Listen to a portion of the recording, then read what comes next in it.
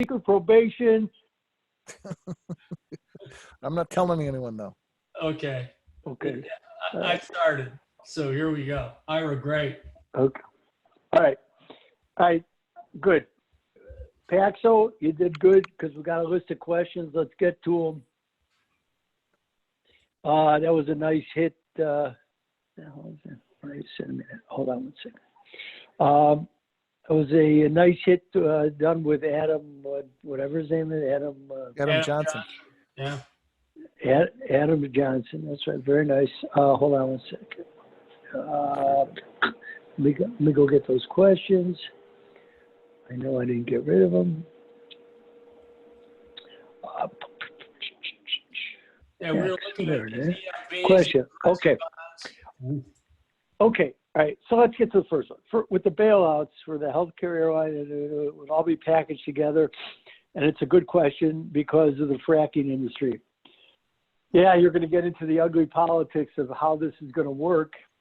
The Trump administration with Mnuchin leading the way is hoping that because it's an election year, they won't have the intestinal fortitude to say no to what the administration wants.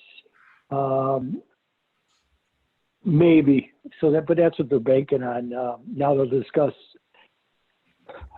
the payroll, which the Democrats are going to weigh this out and go, well, if we capitulate, does it help Trump and hurt us? Because everything's about the White House now. Everything, especially after yesterday's results, and Biden really, I think Michigan was such a big play. Michigan and Missouri were really the two big spots yesterday, and Biden did well. So so now hopefully the Democrats feel they will coalesce and really concentrate on Trump. So now they, unfortunately, they have to figure out the politics of this. If they look like they're blocking it and the virus really spreads in much bigger numbers quickly, it won't look well for them because actually, with Fauci now running the discussion and the White House getting out of the way, the administration does have a point. Forget Pence, but the more they put Fauci out there, as you see, the better the discussion gets. So they're just going to have to figure out the politics of this. And whoever asked that question, it's rightfully so, because the fracking, if you aid the frackers, meaning you come and work some type of debt bailout, because that's really all that can help them. What are you going to do? Unless I think I know the key to it. And interestingly, Mnuchin, from what a Bloomberg article said on Monday that I read late in the day, was that Mnuchin actually met with the Russian ambassador. Anybody else see that story? No. No, I missed that. Where'd you see it? It was embedded in a Bloomberg story. I was kind of shocked by it too. I can't find anything else more about it, but the Bloomberg story, and Bloomberg's at least a credible resource, but somebody was talking about things that they were in regards to the oil. I should have printed it. I didn't. In fact, I asked somebody this morning if they had seen any more about it. Nobody else did. But if somebody could Google it right now, Mnuchin meets with Russian ambassador. I'm telling you, if it is, somebody will have picked it up besides that. So it's still the Russians are the key to it. Those sanctions are a key to it. But the question does remain, if fracking is embedded into any type of relief bill, it'll be very hard for the Democrats to swallow that. So they have to be very careful. I thought it was a really, really, really good question. But it hangs out there in limbo. And you're going to have to measure the politics. That's all we can keep talking about is. And if you heard what's the name, Hoyer, Steny Hoyer this morning. I mean, you're seeing the politics out there in full force. They're all trying to figure out where the votes are on this. That's the critical factor. unfortunately for the country, but it's just true. Ira, here's something. True. Ira, it's Angelo. Yeah. 3 minutes ago, I just got off a virus call with Neil Howe. Yeah, I don't know who that is. Oh, he's a pretty famous demography expert. But anyway, this dials back to your comment about the political mood. Yeah. This thing in the U.S. is probably going to be the last place where this thing peaks out. So we haven't seen the peak yet, and in all likelihood, we still have to peak. We're not there yet. So when do we peak? How much pressure does that put on Washington with regard to what actions do they take or not take? And I think that will end up coming into the mix. Otherwise, he made an interesting comment. The entire USA should just get together, everybody get the virus, and then it dies out. But the measures that we're taking are containment measures, which basically means the duration of the thing will probably last longer. And so, that's the whole, and there's no answers to all of that, but we need to peak some way, somehow. And then, yeah.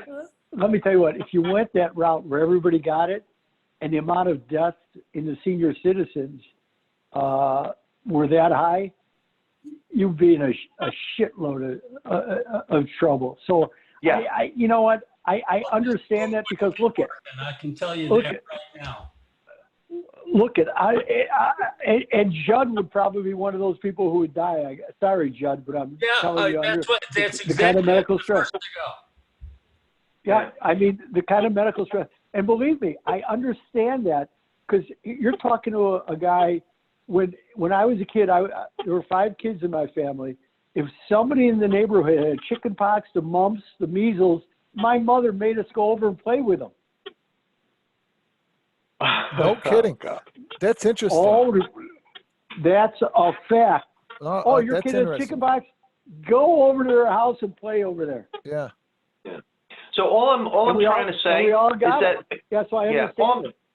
All I'm suggesting, and who knows with any of this, is that maximum political pressure, we're probably not at that point yet.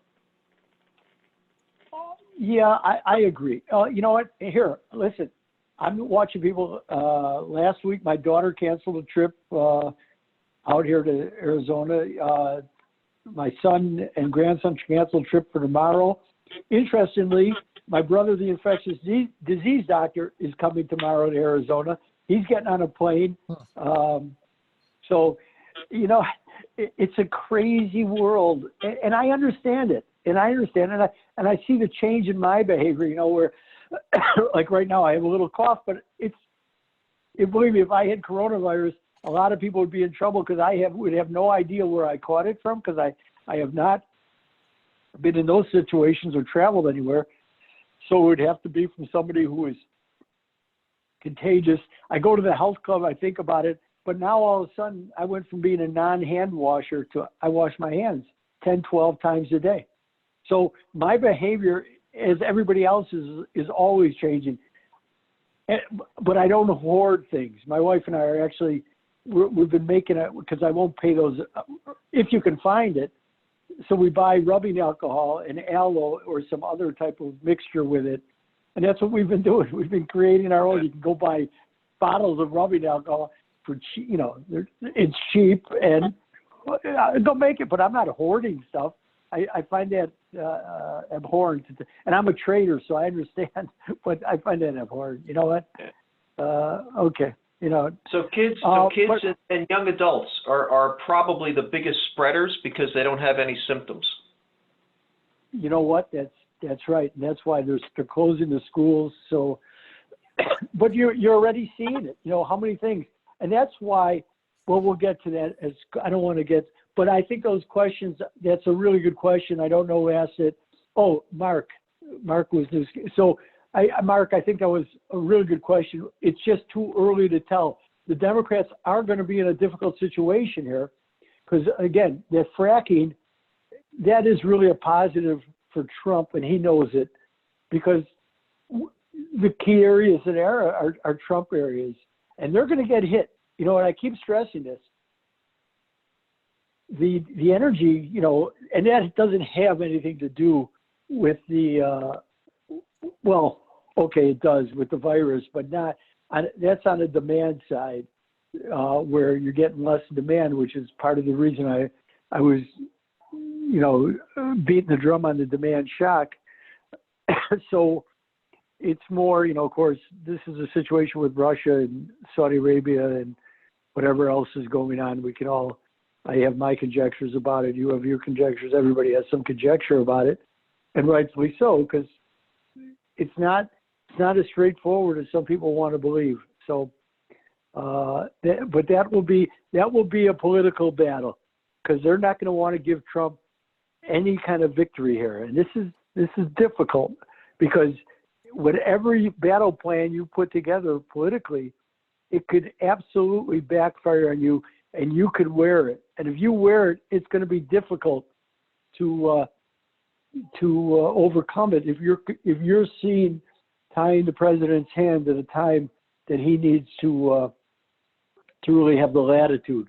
So the Democrats have to be careful here.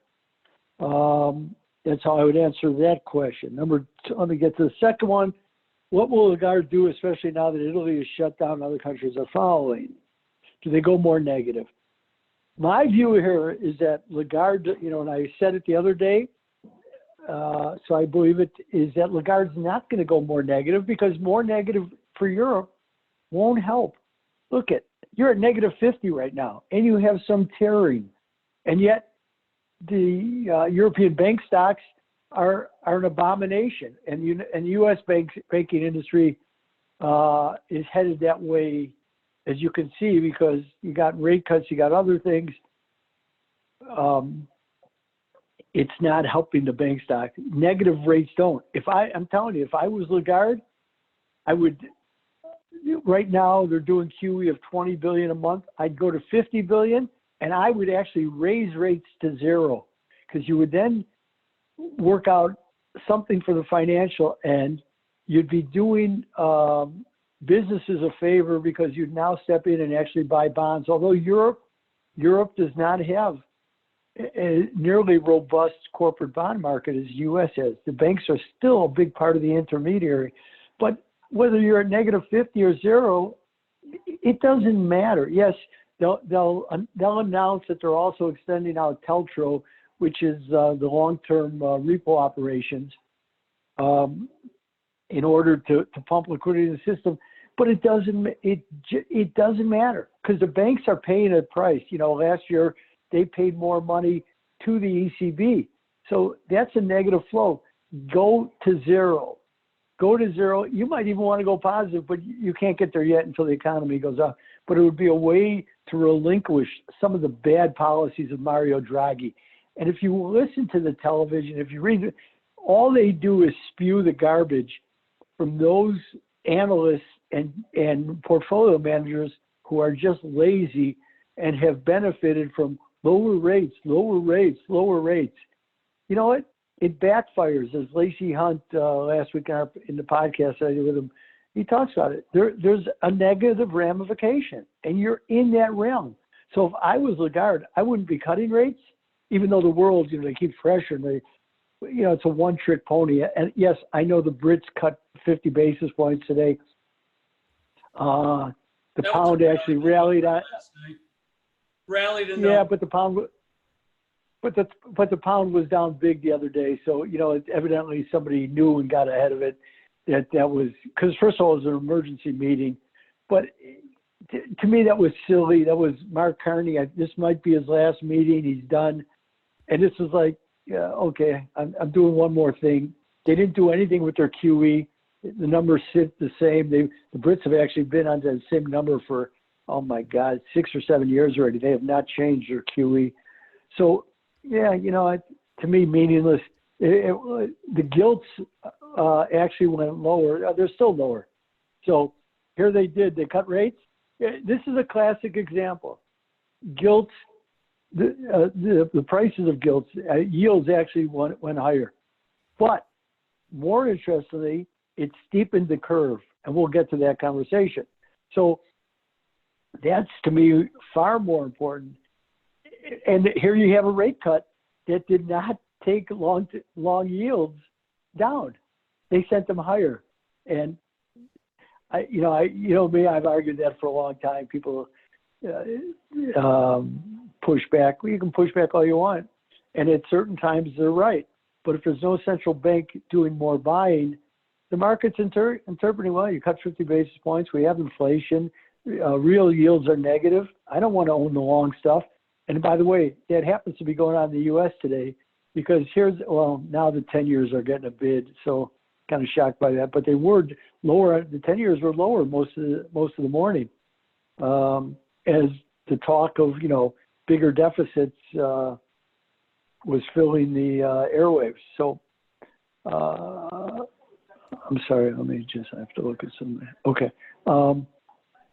So the market was actually, to me, responding the way it ought to have responded. And I like that those curves steepened. In fact, it's changing now, but at one time this morning, the U.S. 210, and I think it did it off of the Brits action. Actually, we saw 32.5, so it was one time out about, it steepened out about 5.5 basis points this morning. Again, I'm going to stress this. You got to be out of your friggin' mind if you think I'm buying a 10-year note, which is going to tell me I'm getting 70 basis points for the next 10 years with everything that's going on around it. I'm shortening my duration. Okay, I'll buy a 2-year note for 50 basis points, 45 basis points, but I'm not reaching and extending my duration. And whoever is, they may be desperate for something, but I certainly wouldn't be doing that. And we'll see how this evolves. We are very early into some of this thinking, but I've had a really good week trading the 2.5, because that's gone from 3 basis points. I think we're out to 18 this morning. So it's had a busy week. So I'm looking at that. So what does Lagarde do?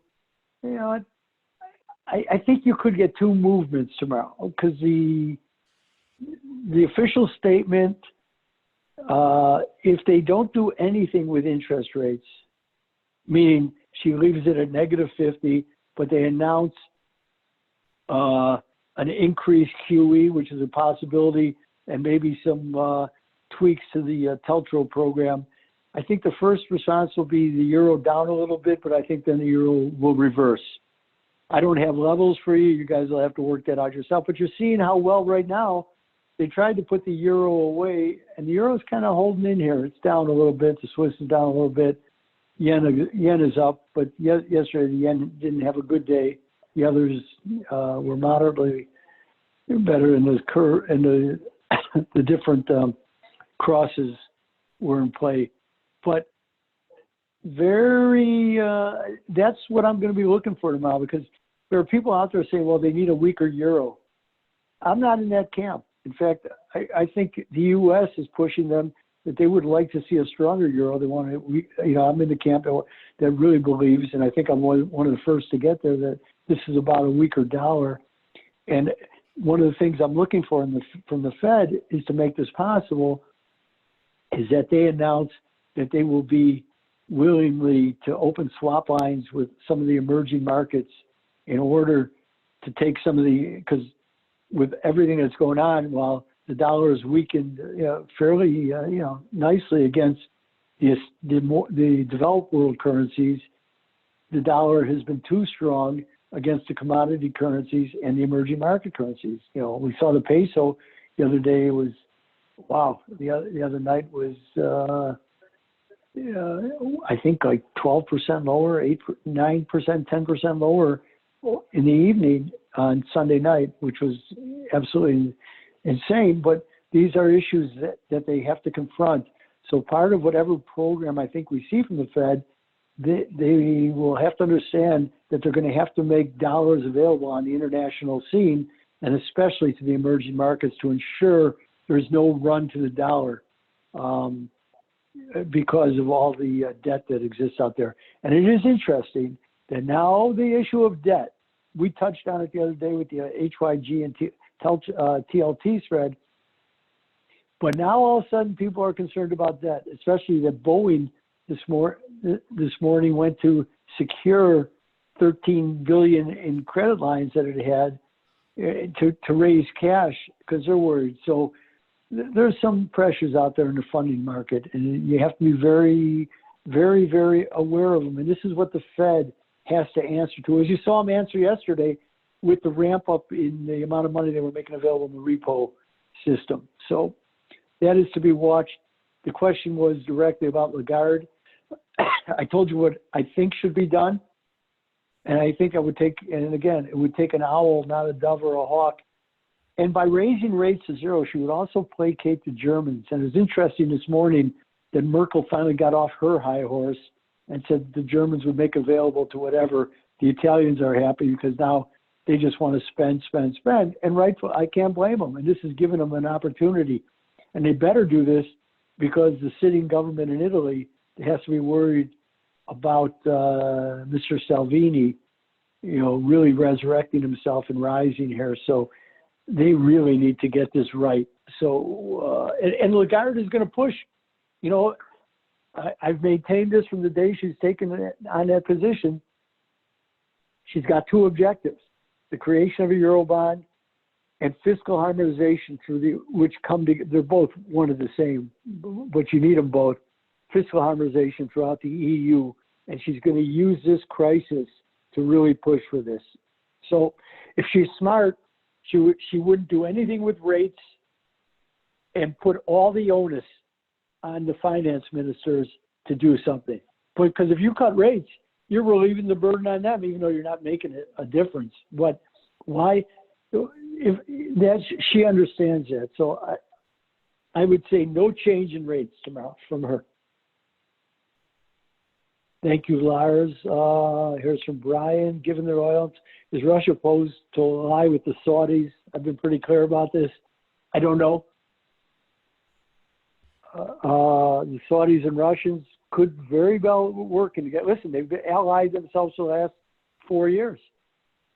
What are they doing here? Can you guys hear me? Yeah, we can hear you. You're great. Okay. All right. So, we don't know.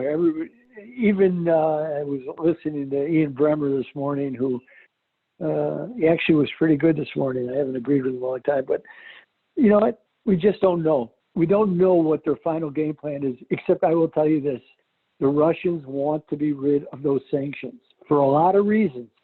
Not that the sanctions are hurting them so badly, but first of all, Putin's allies, who are the oligarchs, would like to get all this pressure off them so they can move money freely around the world.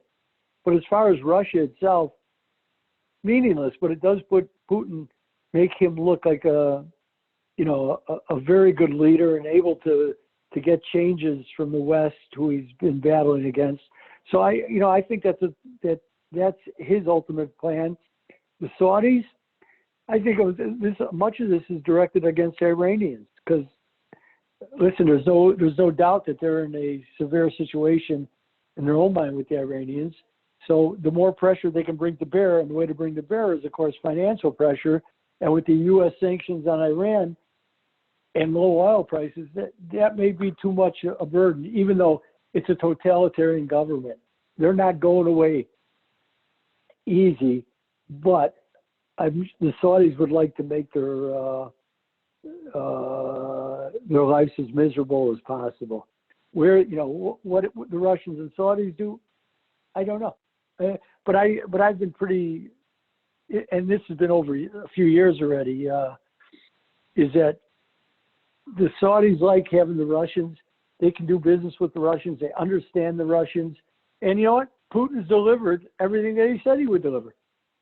He delivered for Assad, and he made him a player. Yes, it benefited the Iranians in the short term, but I think overall the Saudis look and go, they're here. They're a key player. They're a key. You have to deal with them. And don't forget, it was the Saudi king who went to Moscow for the first time in our lives. So when you think about that, and I brought that up when I did that with Credelli and Santelli. When was that? Back in October of 2016, because that's when the Saudi king went to Moscow, and that was a major step because that had never been done before. So the Saudis and Russians are doing here more together. I know what the headline is, that, two lovers, fell out, but I'm not sure that we know that for sure. So it's a good question, and we don't know. We don't know, but I'm pretty confident that Putin's angle here is, hey, I can alleviate some of your problems here. I can alleviate some of your problems, but it's going to come at a price. And you see, the big talk is how much debt is coming due from the frackers, and and the big players. They're not going to come to the rescue, because if they go bust, those assets, all those leases in the Permian will become available for pennies, because whoever needs to get out is going to get out, and the big boys are controlling them. And I have to applaud Occidental. I think we talked about it the other day, that it was only a matter of time till they start cutting their dividends, and Oxy did it right because they got out ahead of it, because they knew they couldn't support that dividend. So rather than being stupid like GE was when they got into trouble and waiting, they cut the dividend. They cut it drastically. The stock had already taken a hit, so why not? And now you do better with your creditors, even though the Oxy bonds did get hit hard, and then they bounced back a little bit yesterday, because the cash is going to go to paying off bondholders, which is a good thing, because in the long term, that'll benefit you far more than placating equity holders. And then if oil prices go up, you'll be able to restore your dividend, and you'll watch your stock soar. So I thought it was a pretty good move by Oxy's management. I think we have one more question that I can directly get to, and then anything else anyone wants to entertain. Oh, is there oil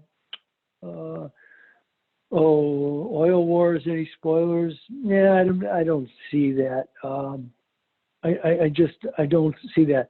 The last question was on M2 velocity, which has been terrible.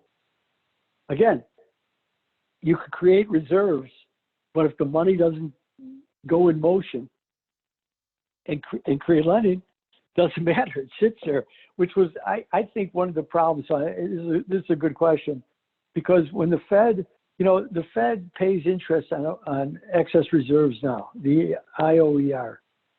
And that only began in 2008 during the crisis, because up until then, the Fed never paid for excess reserves. But they were pumping so much money into the system, and the banks were being forced to absorb it, that the Fed, if you were a qualified member of the Federal Reserve and could deposit money at the Fed, they were paying you for the excess reserves, because otherwise it would have been an untenable situation. And they were worried about what the banks would actually then wind up doing with the money. So I think that this is part of the problem, especially with so much uncertainty. And even over, as good as the equity market is, and honestly, I think today and tomorrow, and I think the equity market is actually a sideshow. I think the debt markets are far more interesting, far more volatile, far more interesting, really far more interesting. And and if you watch them, they kind of give you a key every day to what the equity markets are going to do late, if you notice that. Judd, have you been watching that? Yeah. And like if you see and I just threw up liquid and emerging market bond. Yeah. Which I found kind of interesting too. But yesterday, especially in the 30-year, when it was coming down for a gap fill, I think it was like 1 o'clock. And I said, "That's it. Don't be short the S&P." They're gonna right. Yeah, it's like they start moving there first, and I think as bad as the losses are, somebody's sitting out there with some enormous losses. I'm going to tell you that, which is why that repo. Because somebody needs to do some funding, and I'm not sure if it's not some of the banks with big trading rooms, but I would say, don't forget, for the last 5, 6 years, one of the best trades, and being promoted by guys like Bill Gross and even Dalio and others who mimicked them. AKQ, these large mammoth funds have been doing these short vol strategies in order to pick up, extra return, and then it gets mimicked by a lot of other people. You have to always remember that Wall Street and the financial arena is herd based. So when they find out that one starts doing it, they all start doing it. They'll work their way there. So there's a lot of people with these short vol strategies on. And the problem with the Fed, what the Fed has done is that they were foaming the runway for them all the time. So even when you got movements like in the last quarter of 2018, and then the Fed comes to the rescue, they make the vol, as you can see, contracts again. So if you sold the vol, if you sold any type of spike in vol, you were rewarded. Now we've had this sustained for 4 weeks. There has to be some mammoth losses. I don't know where they are. I don't know who has them, but it has to be, because those strategies, it's the proverbial picking up nickels and dimes in front of that steamroller, and it worked and it worked and it worked and it worked. And, and I know in this room we've talked about it. I said I wouldn't be a short vol seller whatsoever. First of all, it's not the way I operate. I look for better trades in that strategy. And you can laugh at me all you want, because I know it works until it doesn't. And I'm willing to forego that. Although if the opportunity, if markets go into that type of situation and you can pick up some extra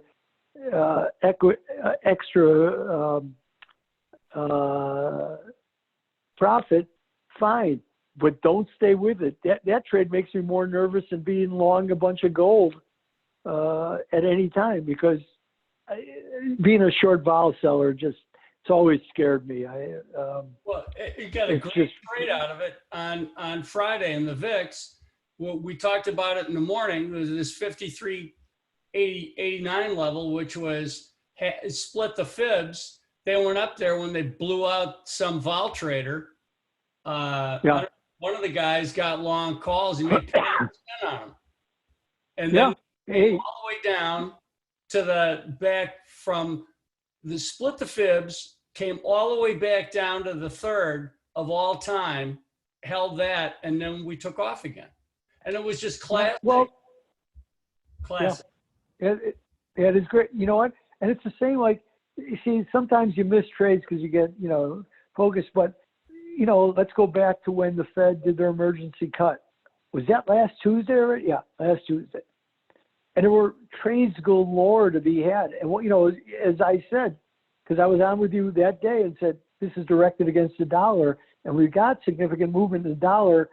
And you could have bought euro currency calls, because you were coming off record low volatility. That's what most people don't understand, is that these vol sellers had compressed vols. Bond vol, that exploded quickly, but currency vols were at record lows, 3-4% volatility. I've never seen them like that. So when they exploded out there, I don't know what they're at now. I haven't put up an option page in a few days.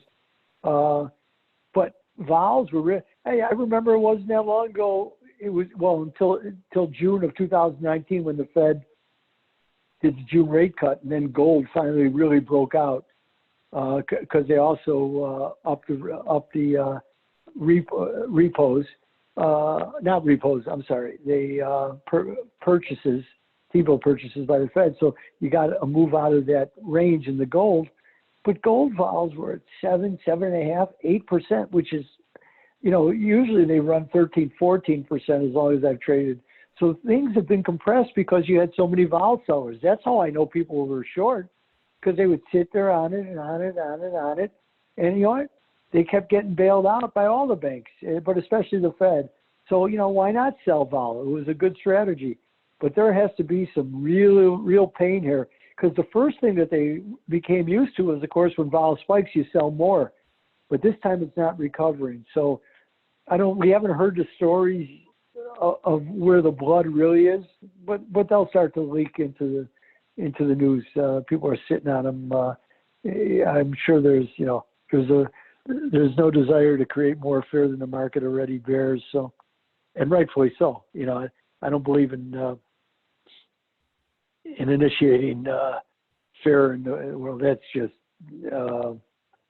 totally irresponsible.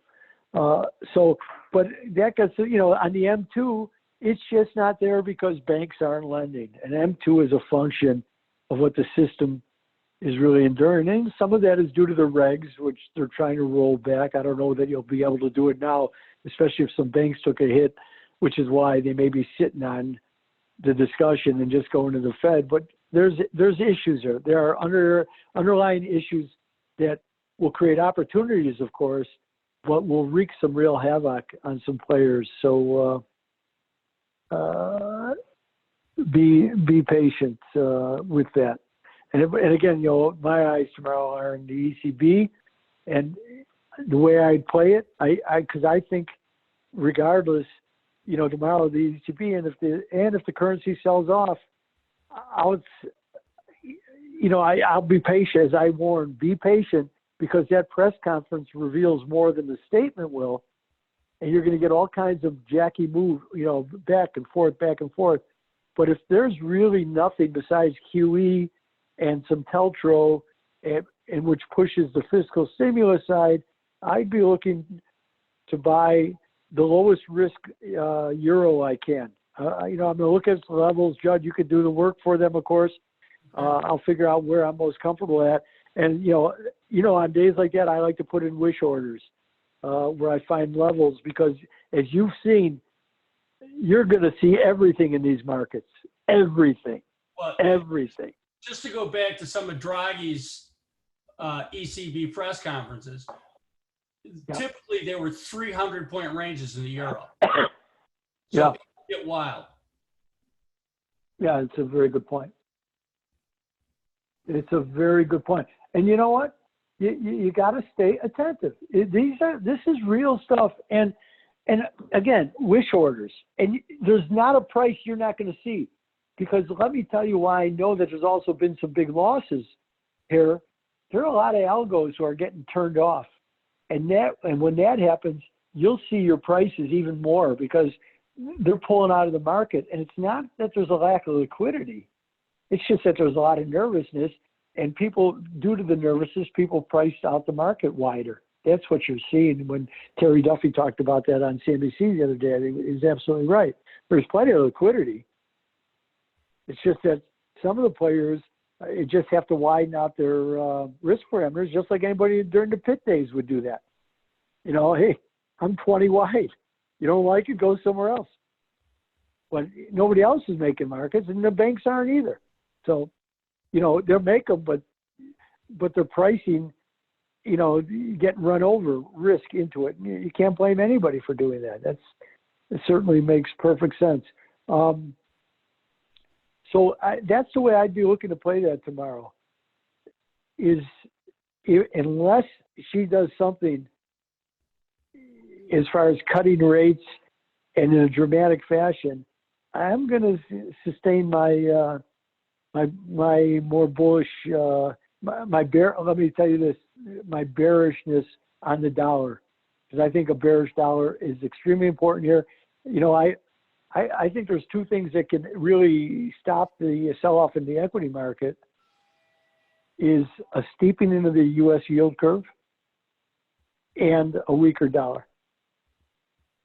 And as somebody I know who's pretty smart, we had a long discussion this morning that if he was running Trump's White House, first of all, I would remove the tariffs immediately on Chinese imports,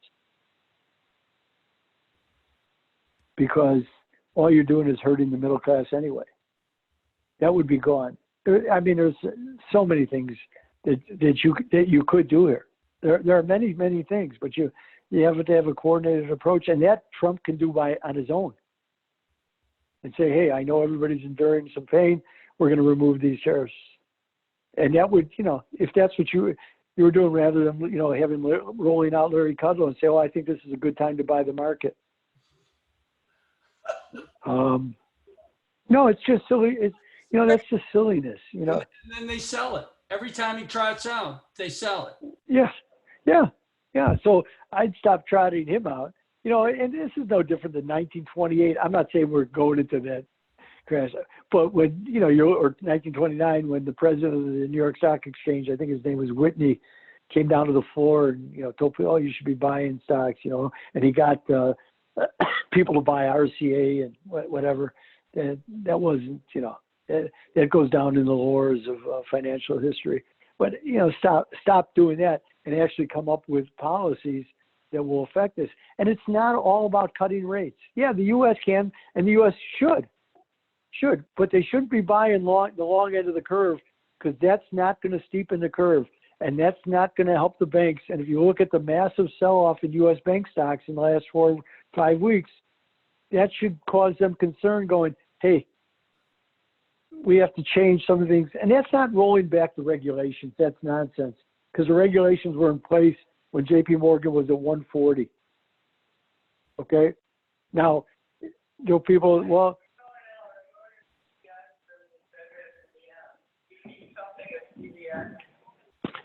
hold on a second. I have to talk to the baby man. No, I don't. Yesterday you did. No.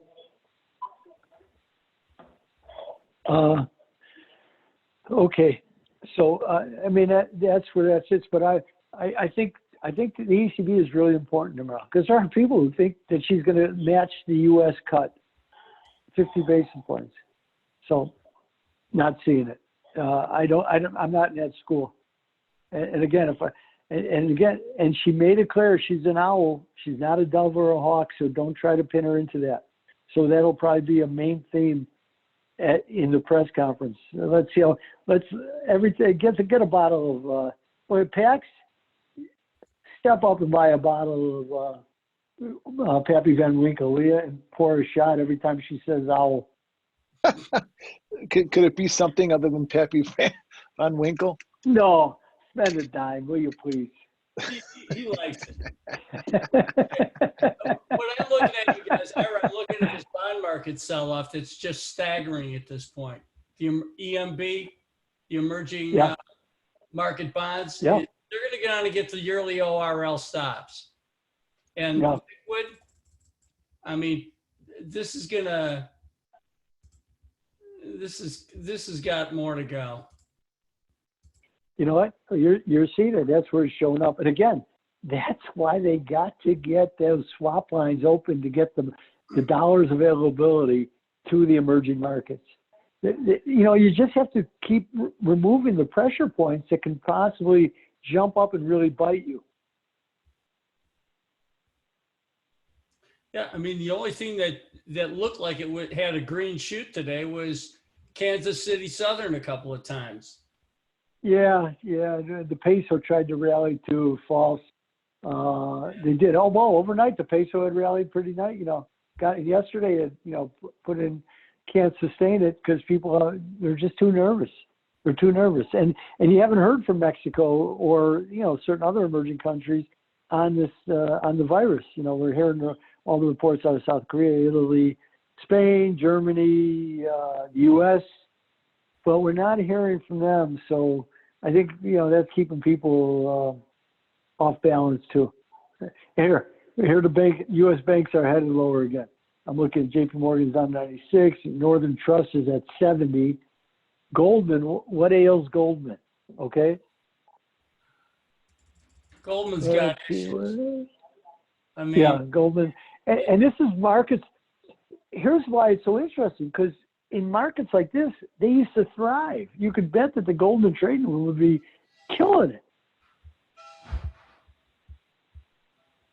But we're not.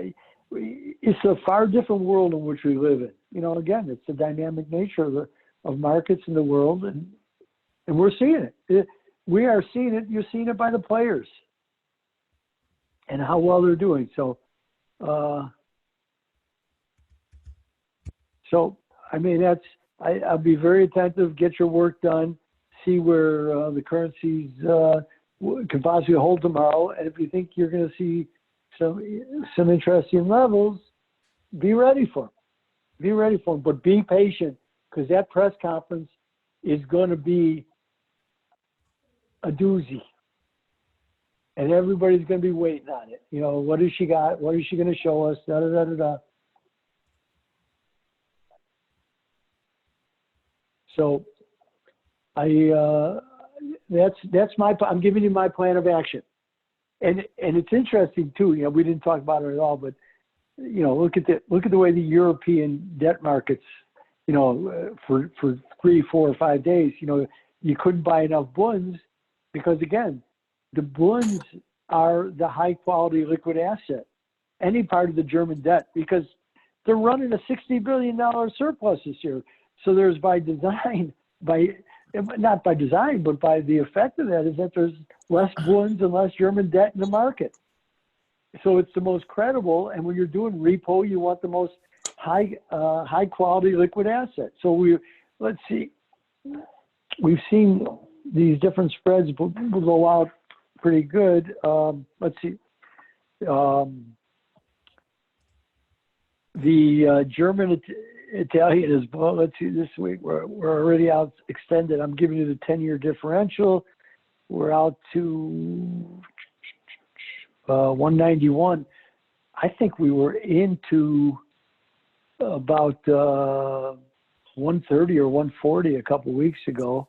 You got the French German out to 43. That was into 22 on the differential on the 10-year. I'm giving you. So we're out. So even that has been getting hit. They all been getting hit as everybody goes running for German paper, because again, you need it for repo. You need the most high quality liquid asset, and it's German, and there's a natural shortage of them.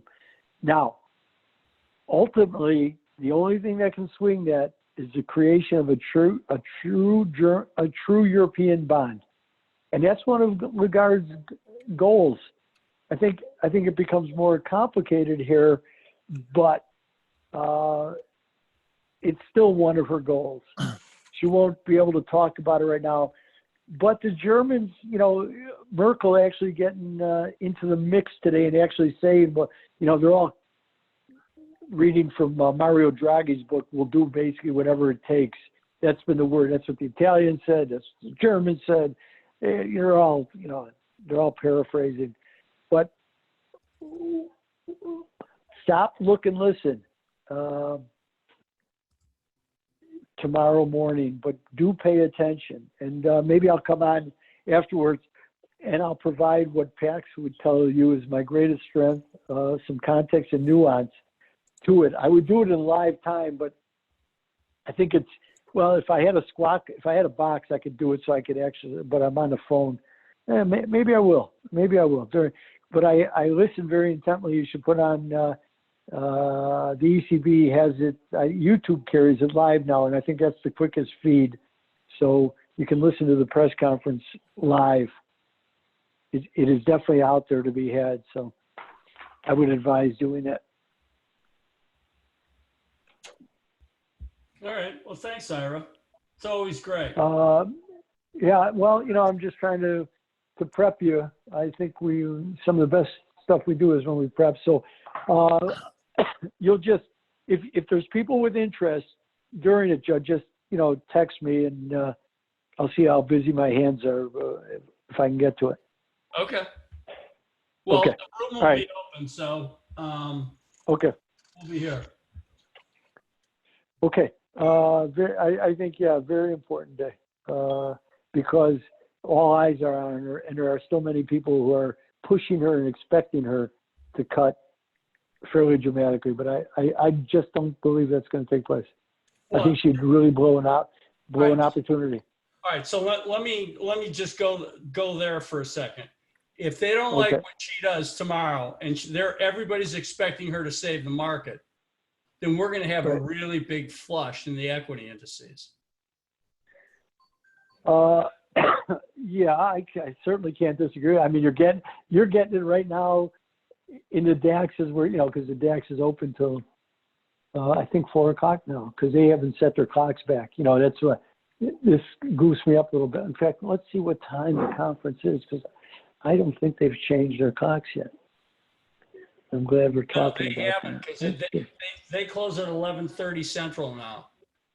Yeah, right. So let's see. So that's they still, 8:30. So tomorrow it's 8:30 is the ECB, right? So that'll be at is that Eastern or?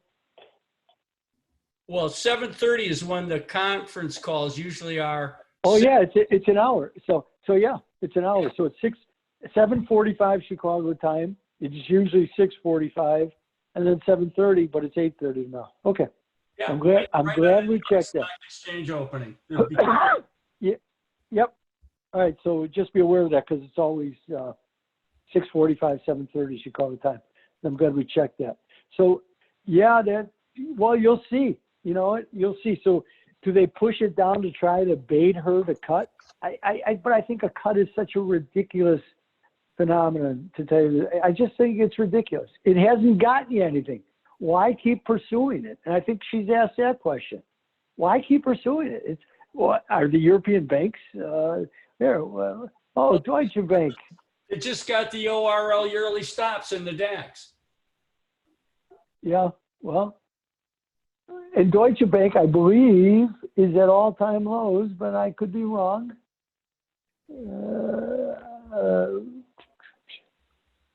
Deutsche Bank is making all-time lows. So rate cuts don't quite do it. And they, what else can I tell you? That's just a fact. So why would you do more of it? And she knows that. And she'd be relieving the responsibility of the governments. That's all. That's all I can tell you. That's what she'd be doing. Yeah, and the ORL stops in Deutsche Bank are 644. They're going to go get those. It's 12 cents away. Hey, and if we notice what's going on here, right? This is right in front of our eyes. The SPs are making lows now, and yet we're not getting any real movement in the bonds. The 10-year is up 5 basis, is up 5 ticks. So yeah, not moving. Somebody tell me what's going on here, because what was a knee-jerk reaction? So we have to stop and step back and analyze. So was all that bond volatility, especially that we saw Monday when they were, what was the high in the 30-year, 191 something? Yeah, it was 187.29 in the March or in the Junes, and the Marches were 191 something or 193. I don't know. Yeah. So was that just an absolute capitulation of somebody who was a monster short? Based on a vol play? We don't know. It was so insane. As I said, right now, the debt markets to me, you know what? Everybody in this room learn to trade them. I know you're heavily oriented towards the equity market, but there are phenomenal opportunities for those who are prepared in the debt markets, especially if they seem to have blown out some of the bigger catalysts for crushing volatility. That's to me what's going on. So you're going to see these swings be unbelievable. And again, I've had a very good week trading the steepeners.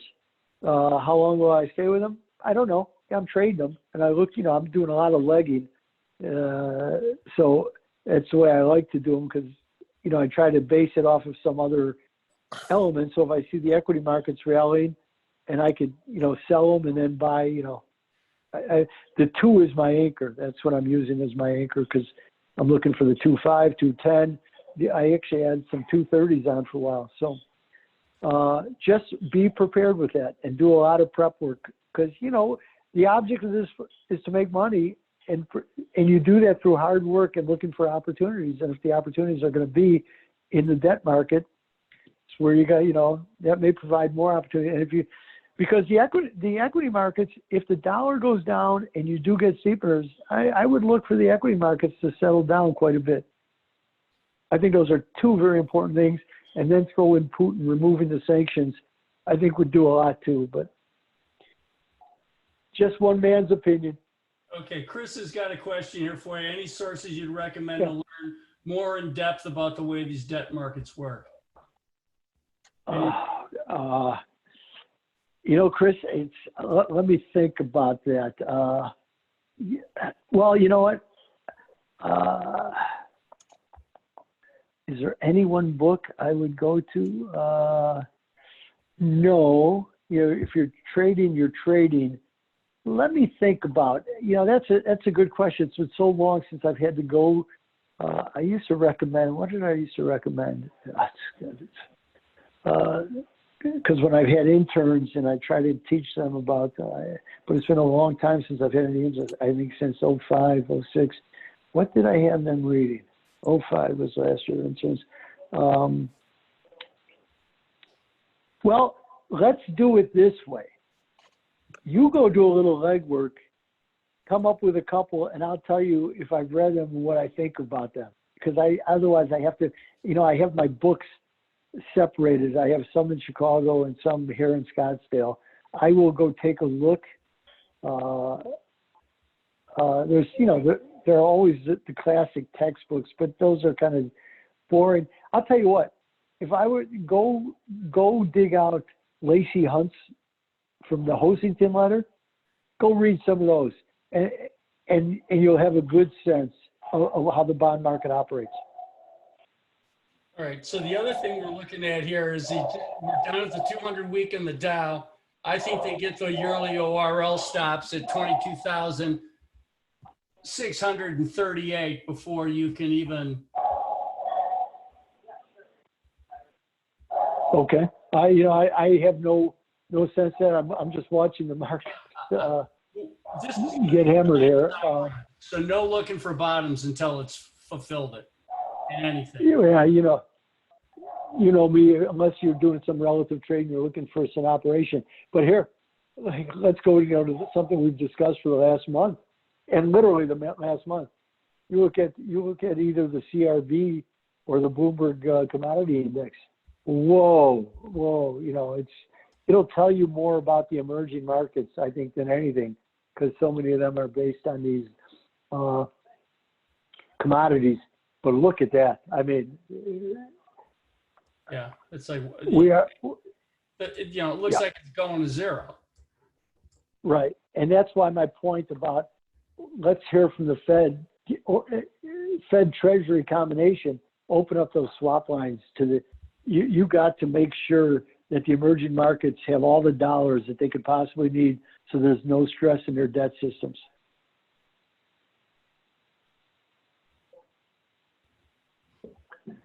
And that's where I'll leave everybody. All right. Well, thanks, Ira. Okay. Yeah. All right, guys. Pleasure. Thanks for the questions. See, and made it, you know, it's easy to get into that, and you got to get more interactive because, you know, Judd, I like to hit you did with them because you explained it to them. This is as close as most of you are ever going to get to a room like somebody like George Soros runs or Dalio, because they sit down on a daily basis and have an hour session like this where they hammer out ideas. That's the way good banks operate too. You know, if you think okay, you can trade as an individual and just sit there and try. But if you listen to and hammer out and come prepared to, you know, let's discuss this. You know, I'm seeing a concept here. You can ferret out really good ideas, and that's really what this is about. It's what the benefit of the floor used to be, because you could stand there and talk. You not only see order flow, but you could have real discussions with people that you had respect for and go, yeah, I'm thinking about this. What do you think? And you would really generate some really good trades, and that's what this is all about. There's no other purpose to this. You're right. Yeah, and here I just put up the SPU bond yearly because people don't realize that in the last 2 weeks we just wiped 5 years, almost 8 years worth of rally. It is so crazy when I look at that chart, and you know how much I love that chart. It's beyond anything I can comprehend. I mean, this you want to see the here. Let's just go back, and for anybody who doesn't believe it, because we talked, you can go get the tapes. It's on tape. Let's see. It was exactly a month ago. We were at 2088. We were discussing how this market failed to make a new high. Okay, this is not, you know, me sitting on CNBC going, well, I told you we had levels that could define it. And that we were 2088 on this cross that if you look at it, if I put it up on a weekly, it moves in very measured, this is far from measured, very measured patterns, and we're out of that now. And look at this move. This is, Judd, let's see, in October 2018, I said we're going to correct because we had made a 30% move in a year, right? That was some 500. 30%. 550 point break. Right. So we've moved from February, or if you want to go back to January. So in a month and a half,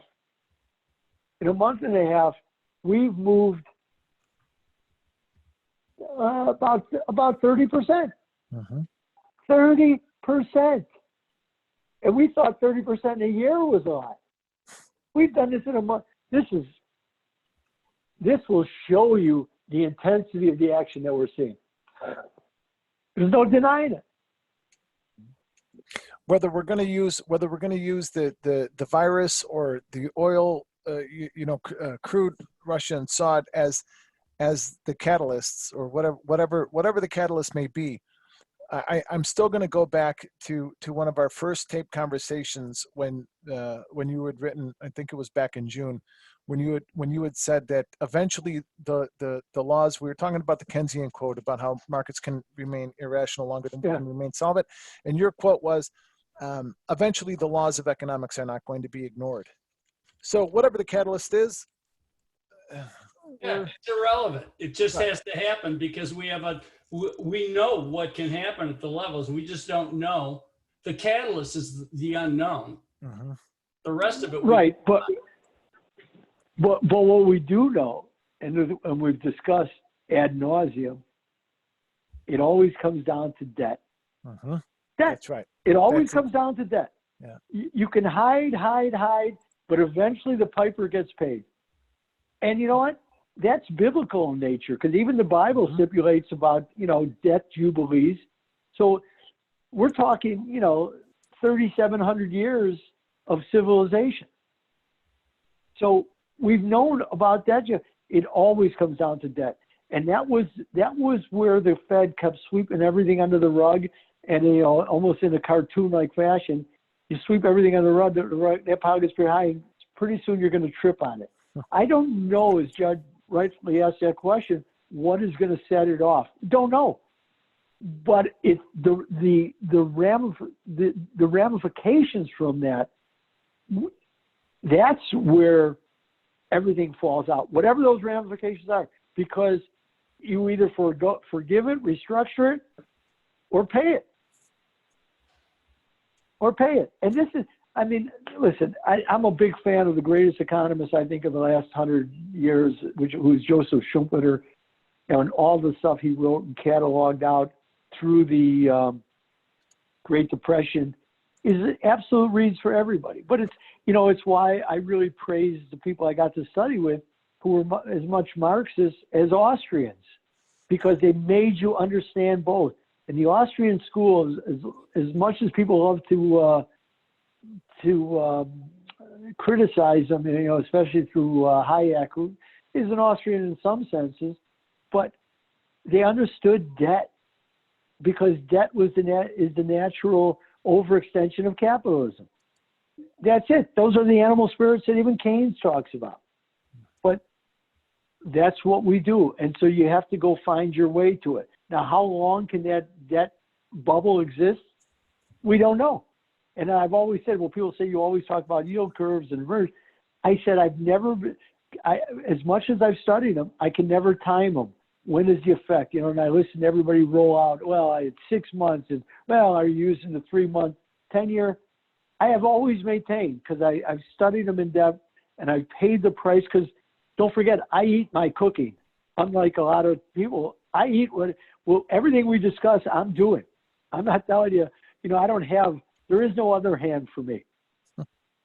Every once in a while, I'll say, on the other hand, ceteris paribus, all things, it doesn't exist for me. And when I do say it, I have to pull myself back and go, uh-oh, I'm falling into the traps of others.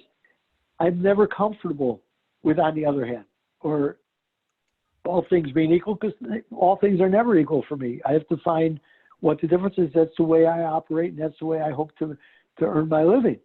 But the debt, it's debt. As location is to real estate people.